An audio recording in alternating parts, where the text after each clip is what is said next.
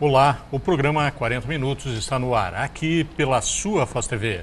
Hoje entrevistando o empresário do ramo de cerimonial, locutor e apresentador de televisão, Bruce Brussolo.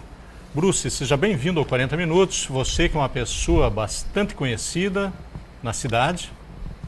Como que você se sente assim em ser conhecido de todo mundo e um possível, talvez, candidato?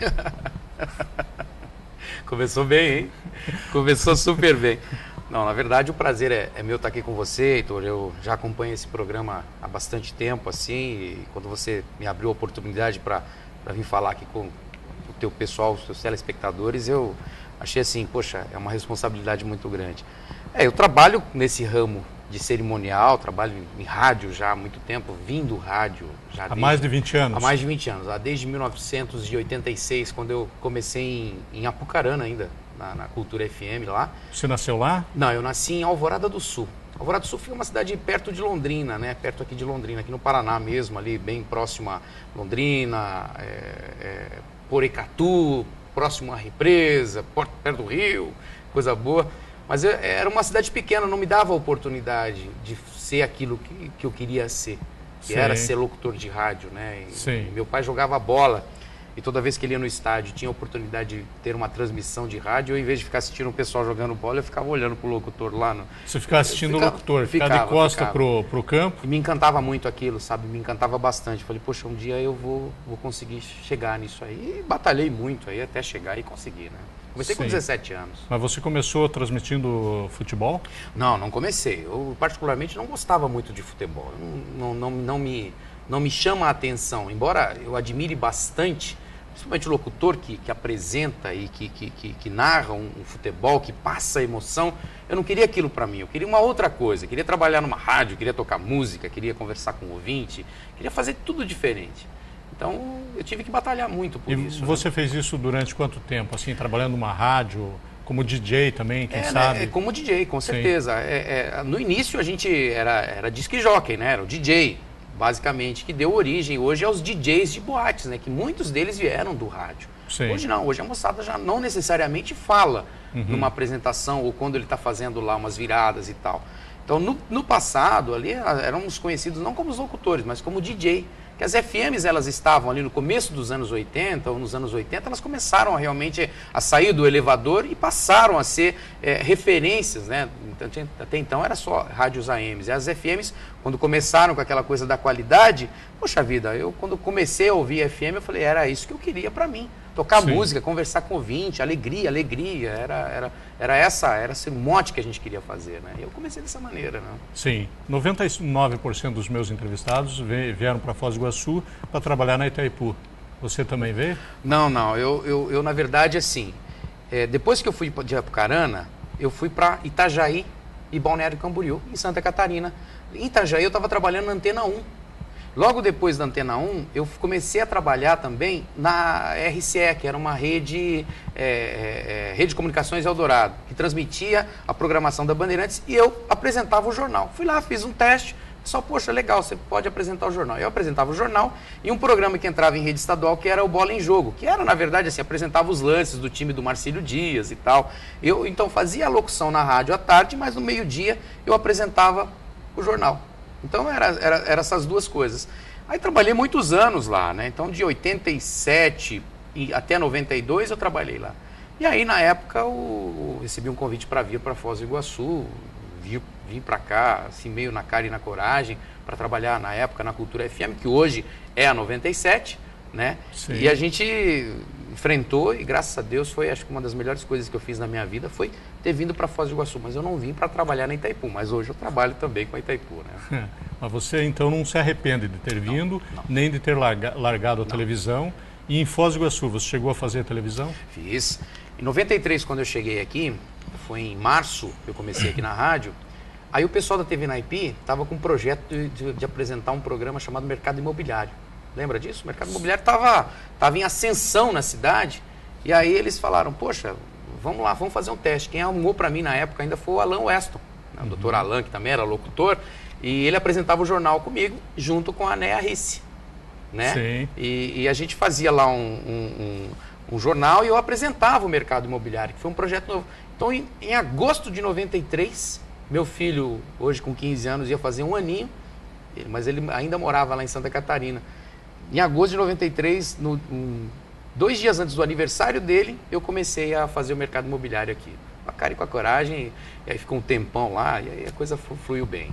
E vocês pararam por quê? Devido a problemas que teve Não, o mercado imobiliário depois começou, né? A partir de 96, 95, 96, você lembra que o mercado começou a dar uma retraída. Foz começou a passar por uma transformação Não complicada. foi na época do golpe da Encol? Esse aí foi mais ou menos esse período, foi por né? aí, foi por aí. Porque até então a Encol, quando lançou aqueles prédios aqui, aquele monte de prédio, alguns aí são esqueletos que ainda perduram na cidade, infelizmente. A gente fez na época a cobertura, aquela coisa, todo mundo contava com isso. E aí, poxa, foi um boom, porque além da Encol, tinha outras empresas que estavam investindo na cidade. E aí a coisa começou a complicar. E aí o mercado, claro, complicou no sentido de não responder. As imobiliárias não estavam tendo uma rotatividade de vendas que pudessem segurar e bancar o programa. E aí o programa, ele acabou finalizado. Foi se diluindo. E eu fui aproveitado daí para o jornal, apresentava o jornal junto com o Alain e com a Neia na época, né? E aí depois também surgiu a oportunidade do departamento comercial, foi onde eu realmente tive, porque até então eu só apresentava, eu era locutor e apresentava, não tinha tido um contato maior com o departamento de vendas, com marketing propriamente dito, de vender, de correr atrás, objetivo, meta, aquela coisa toda. E aí, por fim, fui para lá, também foi uma das melhores coisas que me aconteceu. Né? E você ficou durante 10 anos no departamento comercial? 10 anos lá. 10 anos que a gente permaneceu lá no departamento comercial. Paralelamente, continuando fazia rádio, depois fui para uma outra emissora, depois fiquei um tempo fora. Porque não adianta, a gente tem que buscar. E você começa a trabalhar de uma maneira, e quanto mais às vezes você começa a ganhar um pouquinho melhor, as suas necessidades também começam a aumentar. Sim. Né? Aí você tem que ir lá buscando. Eu busquei muito, né? Eu paralelamente gravava e tinha o cerimonial de eventos, que até então, a partir de 94, 95, eu comecei com o cerimonial de eventos aqui em Foz do Iguaçu, que já em Santa Catarina eu já fazia isso, mas aqui eu comecei com as cerimônias na prefeitura. A partir dali que você resolveu montar a tua empresa de cerimoniais. Na verdade eu montei a empresa justamente para poder, quando você tinha que receber para a prefeitura, você tinha que passar pela licitação, tinha que passar por um processo lá, e eu tive que montar a empresa. Então eu montei, na época, a B2 Multimídia, montei para prestar esse tipo de serviço. Não na organização, mas mais por uma necessidade de você apresentar uma nota para receber. E a partir daquilo começaram a surgir outros eventos fora, até por uma situação que o pessoal tinha de indicação. Então o pessoal indicava, eu estava indo em eventos privados, né, corporativos. Então tinha aquela coisa. Então a empresa começou, mas eu nunca quis trabalhar na questão da organização, porque nós temos empresas muito fortes e são investimentos complicados, tem captação. E você entrar no mercado para ser mais um, para atrapalhar os outros, eu acho que não. Eu prefiro trabalhar com todo mundo, prefiro fazer um trabalho decente, prestando serviço para todo mundo, do que, de repente, eu sou mais um concorrente e aí todo mundo nada e fica todo mundo lá na praia e não dá certo. Né? Sim. E hoje você é apresentador oficial da Itaipu Binacional, mas só que você não vai responder ainda, Legal. Tá?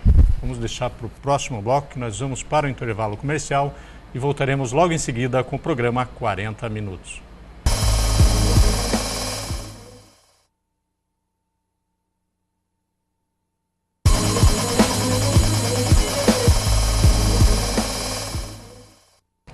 O programa 40 Minutos está de volta agora com seu segundo bloco, hoje entrevistando o empresário do ramo de cerimonial, locutor e apresentador de televisão, Bruce Brussolo. Ô Bruce, vamos dar continuidade então àquela pergunta que eu fiz no primeiro bloco sobre o seu trabalho na Itaipu Binacional. Inclusive você pode já salientar também sobre a vinda do presidente, o Lula esteve aí esses dias. E você fez parte do cerimonial. Então, o meu trabalho com a Itaipu já vem de 7, 8 anos. Que a gente começou ali, ainda na época, foi em 2001. 2001, quando eu comecei a fazer alguns trabalhos com a Itaipu, na época naquele grande movimento do Paz Sem Fronteiras. Né? e a Itaipu encabeçava juntamente, a gente estava na organização, trabalhava junto ali. Eu não apresentei esse evento, mas eu fiz algumas coisas ali dentro e acabei fazendo alguns contatos e falei, olha, quando surgiu uma oportunidade, aí surgiu naquele ano a oportunidade de apresentar o Natal Encantado da Itaipu, que começou e tal. Eu fiz o primeiro, fiz o segundo, o terceiro eu não pude fazer, e aí quando tinha um ou outro evento, a Itaipu me chamava, mas até então não era um contratado deles, né? A partir de 2002, eles começaram com um projeto da iluminação monumental. Sim. Então daí eu passei a ter o meu contrato de eventos e também o contrato com a iluminação monumental, que foi justamente aquela coisa de iluminar Itaipu. Quer dizer, eu faço parte desse projeto desde o começo, né? Graças a Deus. E até hoje, lá a gente, nas sextas e sábados, e também, dependendo de um evento, se o pessoal solicita, nós fazemos iluminações extras para grandes eventos aqui na cidade. Mas você controla o sistema de iluminação, é isso? Não, na verdade não. Eu sou o apresentador. Não, nós somos apresentadores ali, né? Então não é gravado, então toda semana você apresenta. Sexta e sábado a gente está lá. Então como é que funciona a iluminação? Ela tem todo o procedimento dela de parte técnica lá com a equipe. A gente chega... Por que eles colocaram os apresentadores no processo ali? Porque Itaipu, por mais concreto que ela tenha, por mais máquina que ela seja, ela é feita por pessoas, por gente. Sim. Então, na concepção inicial, eles queriam colocar, poxa, por trás desse paredão existe sentimento. Então, a figura do apresentador, dos apresentadores, foi isso aí. De apresentar, de dar as boas-vindas em nome da empresa, apresentar um vídeo, né? Mostrar um vídeo do que a Itaipu faz, dos projetos que ela tem, da maneira como ela age, da maneira como ela recebe as pessoas. E aí, assim, aí a gente faz uma grande epopeia apresentando a iluminação. A partir disso, entra uma música e depois dessa música, a iluminação, ela se deslumbra, né? A Itaipu, ela ressurge na noite. E aí fica uma coisa bem interessante. A gente agradece as pessoas que estavam lá. Esse é o nosso trabalho, é um trabalho bem interessante. Paralelo a isso, daí tem também os outros eventos que a gente já trabalha há muito tempo lá, porque hoje Itaipu está muito movimentada no sentido social. Ela tem se envolvido bastante nas questões sociais, não só da cidade, quanto também de promover eventos, de promover intercâmbios. Hoje, através da Fundação Parque Tecnológico Itaipu, ela tem promovido muita coisa e trabalhado também como um apoio. Quando tem o apoio de Itaipu, normalmente quando tem alguma coisa que é necessário a presença de um mestre de cerimônias, aí sim, daí eles me chamam, né? Eu percebi também que a Presidência da República não manda mais a equipe de cerimonial deles para Foz do Iguaçu. O que aconteceu? Eles adquiriram confiança no teu trabalho? Eu acredito que não só no meu trabalho. Eu acredito assim que desde a época ainda, quando veio o Fernando Henrique, ainda antes do Lula, eu já tive a oportunidade de fazer esse trabalho. Um evento ali. Um evento com ele. Foi uma participação pequena. Quando veio o Lula na primeira vez, que foi quando foi a descida do rotor, quando eles estavam eles estavam instalando as novas unidades geradoras, veio o Lula da primeira vez, que o evento, não sei se você se lembra, ele foi feito ali no edifício de produção. Sim. Aí na segunda vez que o Lula veio, foi na inauguração desse rotor. Foi na inauguração Não, antes ainda ele veio no Mabu, num evento da FACIAP, foi encontro de prefeitos. Aí eu fiz esse aí, fiz a inauguração das unidades geradoras e agora fiz esse outro evento que ele veio para cá, para assinatura de alguns convênios, a coisa do PAC e tal. O que acontece com o Itamaraty? Eles são muito assim, eles chegam uma semana antes, colocando exatamente tudo aquilo que eles precisam para a presidência, ou seja, para a segurança do presidente, todo aquele procedimento. Então, eles se reúnem junto com a equipe de Itaipu. Então, no contexto geral, eles chegam aqui, eles não esquentam muito a cabeça. Por quê? Porque o pessoal está todo toda a equipe, tudo antenado. E eu, graças a Deus, em cima disso aí, a confiança que eles têm nesse trabalho. Mas por quê? Porque a gente chega lá, como toda a equipe, chega e cada um faz o seu trabalho. Faz direitinho, não questiona, não coloca, nem põe. É isso que vocês querem? É dessa maneira? Então, talvez por isso esteja, mas não só com o presidente, mas como com o governador também é a mesma coisa. Você, como apresentador de cerimonial, você é a pessoa que mais aparece no evento, pelo menos no início, eu presumo isso, e você tem algum fato insólito que você presenciou, o que aconteceu com você? Essa coisa de quando o mestre de cerimônias aparece demais, quando ele coloca muito... É o centro das atenções? Não funciona. Pelo menos eu não gosto de trabalhar assim. E muita gente que eu já vi aqui na cidade fazendo esse mesmo trabalho também não faz. Mas quando aparece, é porque alguma coisa deu errado. Quando o cara apareceu demais, quando a gente está fazendo um aniversário de 15 anos, não pode. Mas cerimônias, ele é apenas um elemento ali para fazer a coisa acontecer. Se você está no aniversário de 15 anos, por que eu tenho que aparecer mais do que a menina que está fazendo seus 15 anos, está debutando? Por que eu tenho que aparecer mais que o presidente da República? Por que eu tenho que aparecer mais que o... Não, eu sou apenas uma pessoa contratada para conduzir os trabalhos. A condução dos trabalhos. Sim. Só isso. Quando eu apareço, alguma coisa está errada. Mas aconteceu algum fato insólito que fez você aparecer mais? A gente estava num evento, acabou fazendo e todo mundo deu muita risada nisso aí. E é uma coisa que eu não vou deixar jamais acontecer. Mas acabou acontecendo. Nós estávamos num evento. E aí surgiu uma dessas siglas assim, de um instituto lá, que ninguém na época, na hora, não tinha traduzido, não, faz assim mesmo. Mas era um nome enorme. E eu fui lá, li de novo, falei, mas vai ter que fazer. Era, porque tinha obra, alguma coisa de infraestrutura, então o nome complicado. E eu fui lá e... Foundation, e falei um monte de coisas. Mas inglês. E o teu inglês é bom? Meia boca, mas é legal. Nessas horas, porque você treina muito antes, né? Sim. A condição básica de uma cerimônia é ler todo o roteiro antes, 2, 3 vezes ou mais. E aí eu fiz toda essa... E aí todo mundo começou a tirar o sarro, porque tinha muitos jovens ali, todo mundo, né? E o pessoal que estava na mesa, na época, tava o próprio Samek estava lá na mesa, e mais tinha 2 ministros e tal. E aí, Bruce daqui. Aí eu quebrei, falei, cheque no último. Aí quebrou a plateia, né? Aí todo mundo deu risada. Mas foi assim, foi um fato que todo mundo deu risada, mas não é legal fazer esse tipo de coisa. Quebrou gelo. Quebrou o gelo e o evento estava muito à vontade. Mas cerimônias não pode fazer esse tipo de coisa. Ele tem que ler, por mais que a manifestação, você tem que ficar, é você. Você não pode. É como você está aqui com o teu entrevistado, você não pode querer, como a gente vê muitos programas aí na televisão, que o pessoal parece que deixa o entrevistado de lado e ele quer mostrar. Então não leva o entrevistado, ou não faça mais. Você tocou num fato que é o que mais acontece. A pessoa faz a pergunta e não deixa o outro responder. Complicado.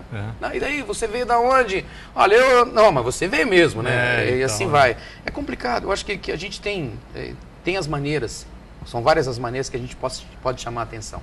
Uma delas é exatamente mantendo a linha. O mestre cerimônias, ele tem que manter a sua linha sempre. Seja no aniversário de 15 anos, seja num casamento. Casamento, tem mestre cerimônias também. Você faz em todo tipo de cerimonial, inclusive funerário, você chegou a fazer? Não, esse eu nunca fiz.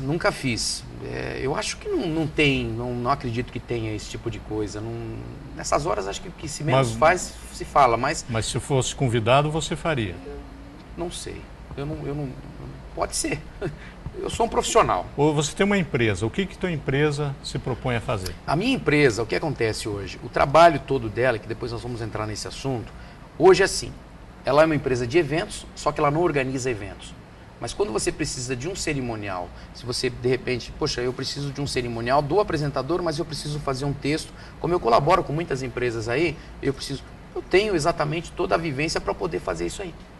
Então, sim, eu sei, mas eu não organizo eventos, eu não trabalho, eu trabalho com as empresas organizadoras. E paralelamente a gente tem o Cine Mídia, que é realmente um trabalho que a gente fez em mídia, em cinema, que a gente descobriu ali. Na verdade, assim, não sei se você se lembra, mas no Canal 100, no passado, antes sim, dos filmes começarem, aquela coisa dos lances dos jogos, principalmente lá no Rio de Janeiro, Flamengo, Fluminense, e começou lá em São Paulo, principalmente, com essa coisa de fazer mídia. Enquanto a pessoa está esperando iniciar o filme... Rola um comercial. Ou seja, já diminui a luz, funciona assim, e a pessoa vai ali se entretendo. E cria um clima.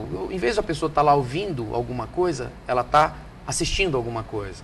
E a gente tem sempre um cuidado com quem anuncia no nosso produto, justamente com o quê? Com um bom produto. Porque ali não tem controle remoto. A pessoa que está ali, ela pagou o ingresso dela. E aí você não pode chocar. Você não pode colocar qualquer coisa ali. Seleciona, então. Selecione. E até o cliente, quando ele quer anunciar, às vezes o material dele não esteja na altura desse padrão, a gente chega e diz para ele, olha, melhor aqui, melhor assim. A gente oferece uma consultoria para esse tipo de coisa. Mas hoje você faz isso para todos os cinemas de Foz do Iguaçu? Todos os cinemas de Foz. Foz, Cascavel, a gente está com a rede... Nós temos uma parceria... Na região, então. Na região, com a rede Arco-Íris, que tem hoje quase 98 salas de cinema pelo Brasil. A gente tem uma parceria com eles em algumas salas. Santa Catarina, a gente está em Camboriú, em Itajaí, a gente está com essas salas também. Tem uma possibilidade de a gente colocar Joinville, mas estamos ainda trabalhando muito o mercado. Porque não adianta simplesmente você, eu vou pôr salas lá, eu vou colocar o nosso sistema, o nosso equipamento, se você não tem uma equipe trabalhando localmente. Sim, então você logo vai estar dominando o mercado nacional. Não, a gente está trabalhando em cima disso aí. Tomara que seja, mas é um trabalho muito difícil, Heitor, não é brincadeira. Eu acho que hoje a mídia, as televisões, os rádios, é uma concorrência muito grande e às vezes fica difícil para a empresa dividir, poxa, eu vou colocar X aqui, fazer aquela mídia técnica. Ela vai onde é que eu tenho audiência nesse momento? Quando ela tem uma boa consultoria, né? Bruce, eu vou te pedir mais um tempo, que nós vamos para mais um intervalo comercial e voltaremos logo em seguida com o programa 40 Minutos.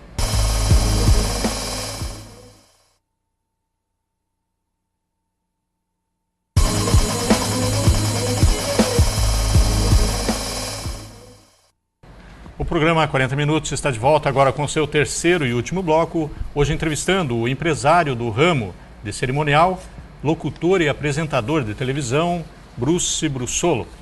O Bruce, você que está comandando agora a rede de cinemas em Foz do Iguaçu, os comerciais, para que o público tenha acesso ao cinema, precisa bons filmes? Como é que funciona isso? Quando passa filmes ruins, o efeito multiplicador entre o público é muito grande? Tem uma coisa interessante, eu acho que não é só o cinema. As televisões dependem de bons programas para ter boa audiência. Consequentemente, atrai os anunciantes. O rádio é a mesma coisa. O cinema não é diferente. O cinema, ele só leva pessoas para lá quando tem bons filmes.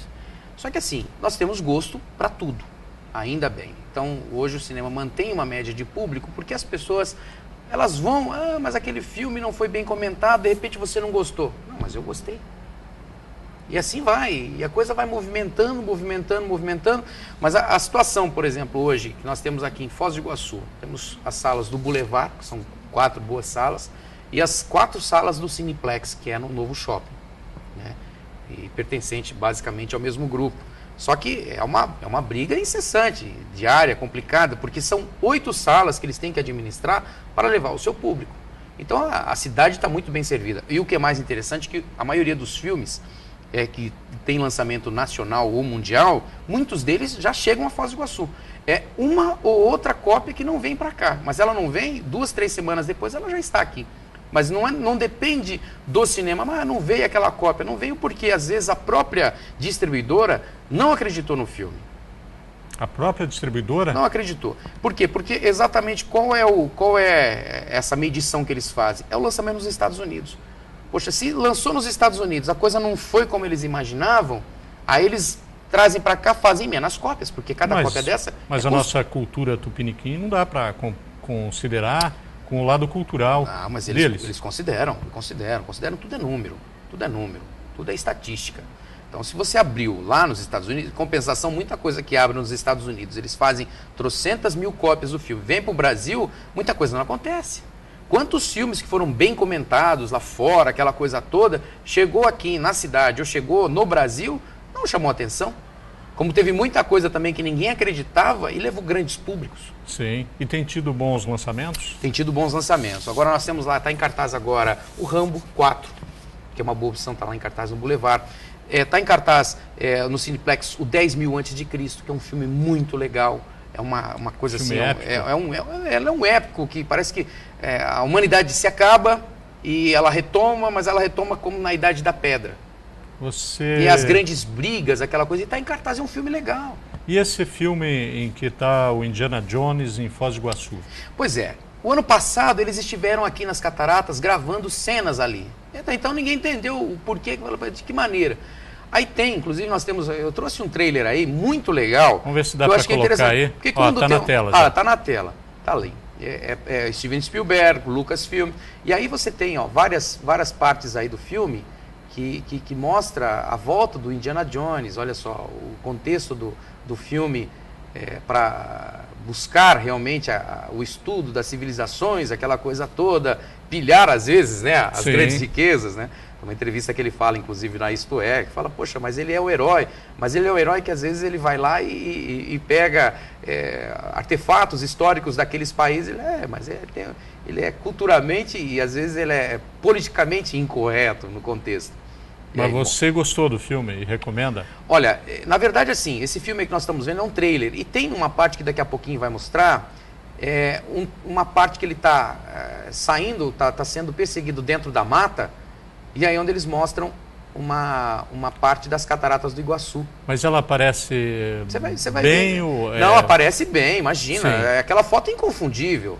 Aquela foto é inconfundível. Agora ele vai... E o filme tem bastante ação. É um filme com muita ação. E aí tá aí, ó.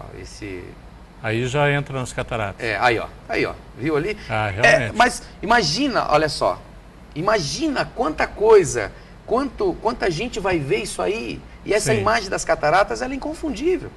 Então eu acredito um ícone já, naquela maneira que da maneira como ela é mostrada, quando você vê lá, por exemplo, a Niagara Falls, eles só mostram aquele paredão. É um ângulo ali, né? É um ângulozinho. Cataratas não, eles abrem o negócio. Então eu acho que para o contexto de turismo da cidade, vai ser uma mídia gratuita muito boa.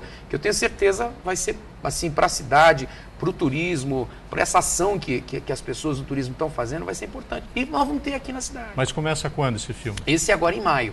Porque a partir de maio, os grandes lançamentos estão vindo para cá. Então você vê, março ainda, nós vamos ter da Disney treinando o papai, que tem o The Rock, né? O The Rock, ele participou do filme A Múmia, aquele grandão, aquele lutador de luta livre e tal, que depois virou ator. Aí depois vem o Homem de Ferro, que é outro filme, que infelizmente eu não consegui o trailer dele. Não tem, mas você lembra do Homem de Ferro, dos desenhinhos de quadrinhos e também no próprio desenho na televisão. Não é do meu tempo. Não. Você ele era um pouco mais novo. Ele era um pouco você mais que é novo, mais antigo, né? Então... Vai sair mais uma coisa lá. Vamos ver. Legal, lá. Essa é a imagem do filme. Eles conseguiram pegar lá. Essa é a característica nossa. Exatamente. Essa é a imagem que lembra. Isso é Cataratas do Iguaçu dentro de um filme hollywoodiano, quer dizer... E vai impressionar. Vai impressionar. E nós queremos até fazer uma sessão especial, levando o pessoal do turismo da cidade, levando alguns formadores de opinião. Nós vamos promover isso aí, nós estamos trabalhando esse projeto agora, porque depende de uma liberação da própria companhia. Eu não posso simplesmente vou fazer a sessão sem antes ter uma autorização deles. Mesmo que seja uma sessão paga, mas ainda tem todo um processo ali que precisa ser Mas já fica respeitado. A expectativa no ar, então... Não tenha dúvida disso, né? Então, Cinemídia, junto com o grupo lá, com o Boulevard e também com o Cineplex, vai tentar promover. Tem outros filmes também que estão vindo, além do Indiana Jones, a partir de 22 de maio, que é o lançamento. Tem Crônicas de Nárnia, que é um segundo. Fim dos Tempos, que esse aqui é um filme muito bom com o Mark Wahlberg, que é um ator americano lá muito forte, participou de vários filmes muito bons aí. E depois vem Incrível Hulk, e tem o Hancock, que é o do Will Smith, que esse aí já é para julho, pro verãozão mesmo. Me diga uma coisa, Bruce, eu vejo que nas capitais tem salas para filme pornô. Em Foz do Iguaçu não pretendem fazer isso? Não tem. Não tem esse objetivo? Não tem público, não Porque eu acho que a cidade é muito pequena, daí vai ficar todo mundo cuidando, fulano lá está indo assistir. Não, mas eu Talvez acho que seja isso. Não temos esse tipo de cultura. O cara, quando ele quer ver um filme pornô, ele vai na locadora, e as locadoras com certeza têm todos os lançamentos possíveis e imagináveis. Agora, uma coisa que a gente quer falar bastante também em relação a filmes é a situação da pirataria. Sim. A pirataria. A pessoa, poxa, você vê que todo mundo vendendo filme pirata e ninguém faz nada por isso. Isso é uma coisa complicada, porque por trás de um dono de cinema, por trás de um cinema, tem toda uma cadeia que depende do cinema. E aqui vocês estão sofrendo mais com Sofre isso? muito, né? Foz do Iguaçu sofremos muito. As salas com isso, têm né? ficado vazias? Não, elas têm... Porque a pessoa que compra o DVD pirata, ele vai para o cinema. Por quê? Porque a qualidade é tão ruim que além de acabar com o teu aparelho, né? Sim. Então a pirataria como um todo, ela é considerada crime, Heitor. Ela é crime. E tem uns que parece que foram filmados dentro do cinema. Mas normalmente isso acontece. Às vezes você está lá assistindo um filme e de repente está lá, aparece o cara com a cabeça lá. Isso já acontece vi bastante. Então eu acho assim, as pessoas têm que se conscientizar de que comprar filme pirata, não importa o filme que você vai comprar, CD pirata, você está, na verdade, destruindo toda a cultura do país. E não é o dono do cinema que está perdendo dinheiro com isso, é o país que perde com isso. Eu te dou razão, mas a pessoa ela pensa no bolso dela no momento. É aquele momento, mas se ele gostar do filme, ele vai no cinema. Ele vai. Só que eu acho muito complicado isso aí, sabe? Eu procuro assim... Você falou, mas você já comprou filme pirata? Claro, já comprei. Você já comprou? Muita gente já comprou. A maioria já, até por curiosidade. Você está tomando uma cerveja num determinado barzinho, tá lá, o cara tá tentando também sobreviver. A gente não pode tirar também que a pessoa está tentando sobreviver. Houve uma época aí também que diz que até o presidente assistiu um filme que não tinha sido lançado, foi um comentário nacional, internacional. Isso eu não sei como é que ficou essa história, mas não foi bem essa história, não. Na verdade, foi a própria produtora que levou o CD pro cara assistir lá, mas não acho que tenha sido, que era do filme do Zezé de Camargo e Luciano, os dois filhos de Francisco. Nós estamos chegando ao final do programa, Bruce. Você teve uma época que você fazia imitações. Você ainda faz ou não? Não faço mais imitação. Não, eu lembro que você imitava TT Espíndola. Que mais? Faz um pouquinho aí. Eu mudei. Mudei. Lembra que você cantava tão fininho. Voz, não cantava. Aquela voz fina, característica. E você conseguia alcançar o timbre de voz. Hoje eu levei muito a sério essa questão, assim, então hoje eu já não faço mais esse tipo de coisa, hoje eu vou ficar devendo pro pessoal. Tá bom, mas eu tô aí, ó, quando você quiser fazer um evento, precisa de umas cerimônias, para aniversário de 15 anos da sua filha, para um evento corporativo, para um evento privado, para qualquer coisa que você for fazer, a gente está à disposição. Meu telefone é 3572-5606, à disposição de todo mundo. E a gente com o Cine Mídia também, que é um produto super legal, anunciar no cinema, uma mídia dirigida, uma mídia legal e chega exatamente no público que você precisa. Qual é o telefone? 3572-5606, o nosso produto Cine Mídia, vamos lá. Bruce, agradeço a entrevista, sua participação no 40 Minutos. Imagina, eu que agradeço, Heitor, e desejando a você e também a todos os telespectadores aí do teu programa um grande abraço e obrigado pela oportunidade. E a gente, você sabe, é parceiro aí do programa, parceiro do Primeira Linha, já há quanto tempo nós somos, graças a Deus, parceiro. Eu acho que a vida é feita disso aí. Aqui a própria Foz TV também é uma grande parceira e, à medida do possível, a gente tem tentado retribuir, ajudando, enfim, fazendo a nossa participação nesse processo. Obrigado mais uma vez e o programa 40 Minutos termina aqui. Obrigado pela teleaudiência e um teleabraço para você.